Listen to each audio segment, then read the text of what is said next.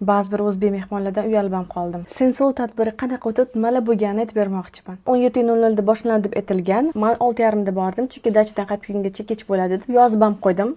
Bo'lsa kutamiz deb aytishdi. Bugun mehmon uchun stolda bitta stol ajratilgan. Har bir joy imennoy bo'lgan. Yozilgan сообщениеda ham bu narsa aytilgan. Nobodi kimdir bilan keladigan bo'lsangiz, stoldagi joy faqat bir kishi, ya'ni sizga mo'ljallangan. Sizda kelgan odam turish kerak bo'ladi.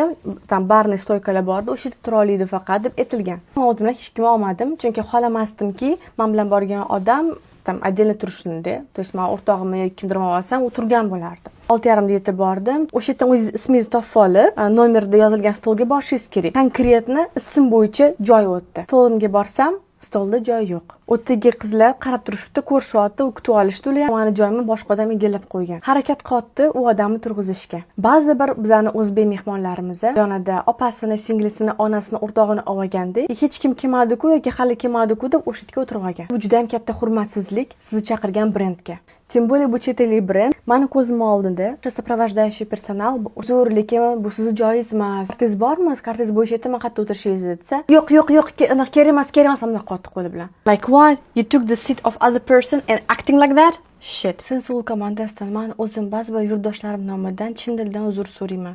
Aslida o'zbek xalqi juda mehmondo'st va tarbiyali. To'g'risi, agar men случайно boshqa odamni joyiga o'tirib olgan bo'lganimda, uzr so'rab turib ketardim. Agarda men bilib turib boshqasini joyiga o'tirganimda, unda voy uzr, men kim deb o'ylayman deb o'shancha o'tirgan edim deb turaman. Lekin men не надо qilmasdim. Это что такое вообще? Позор.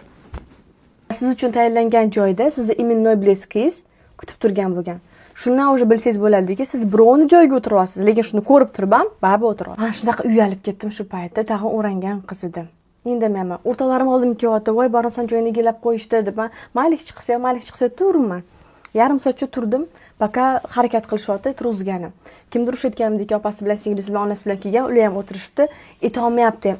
Ular uyalyapti, ularni turg'izgani. Lekin o'sha odam kimdir bilan kelganiga uyalmadi va ba'zi birlari hattoki o'tirish kerak bo'lmagan stolga ham o'tirib olgan. To'g'risi, haqiqatan uyaldim-da. Как так можно? Indamayman. Payt mendan yana uzr so'rashyapti, что siz joyini ushlab turgandek biz ko'rmay qolmiz o'tirib qolishganini deyapti. Yo, mayli, cho'daman, chunki bu men o'zbek xalqim deyman. Nima ham dirdim deyman, jam turman. Amalab bitta qizni turg'izishdi, boshqa stolga o'tkazishdi. Yana vнимание qilishdi, oldimga kelib turishdi, qarab turishdi, so'rab turishdi, nimadir kamchilik bormi? Qanaqadir o'zini xijolat his qilyapti-da. Bu yerda men uyalyapman o'zbek xalqimdan. Bunaqa bo'lmaydi-da endi. Gap egasini topib oladi, agar bu video ko'rayotgan bo'lsangiz, o'zingiz uchun bilib qo'ydingiz.